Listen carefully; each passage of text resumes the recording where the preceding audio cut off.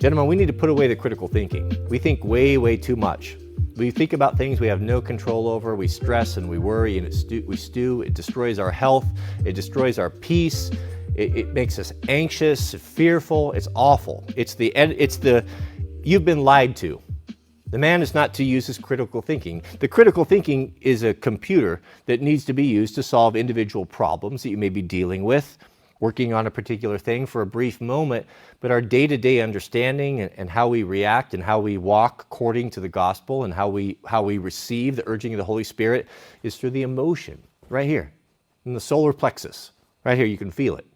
You can feel it. Those emotions start here, they turn to thought, and those thoughts need to turn to action, and we need to react quickly. That's when you do it. A person connected to God can react much more instinctively and quicker. Some people say 7 times quicker than someone that takes a moment to think logically, to think it out, and then misses an opportunity. When you talk about elite men that are being trained and working at the highest levels, SAS, British Special Air Service, SAS guys, Top Gun pilots, for example, they are taught to embrace and to use that instinct to make decisions, because what the militaries have determined, and not everyone has the ability to do it, but not everyone can do those jobs. That's why so few are able to get into those positions. They teach them to use that gut, that reaction, that instinct, which is 7 times faster, some people say, than if you stop to think about it. And in a situation of life and death where decisions that are made in fractions of a second could determine life or death, that is the difference between, that's the old term, there's the quick and the dead. We've heard that in gunfights and different things, there's the quick and the dead. The man who reacts to instinct makes the right decision and will oftentimes save his life, or act quicker in life-threatening situations than the men who won't.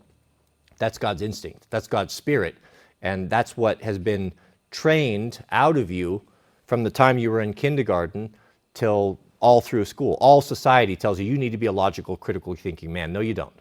No, you need the critical thinking maybe 3 or 4% of the time when you're solving a problem and you need a computer in your brain. But when it comes to day, who should I react? Who should I talk to? How should I react? What should I do? Trust the emotion. Trust the emotion. The emotion turns to thought, and that thought needs to turn to action, and act immediately and decisively. That's how you do it.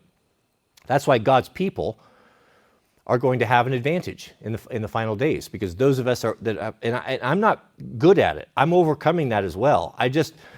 That is a new revelation that I've understood quite recently, that I struggle with, that I'm trying to build. That God has shown me that that's the way you need to be. You're going to need to be able to react immediately. When I tell you to go, you need to go. Life and death is going to be hanging in the balance in the future, and you won't have time to try to reason and think it out. If you try to reason and think it out, you'll make the wrong decision. You'll follow the analytical, and you'll lose that opportunity. The man that reacts instinctively will have the advantage.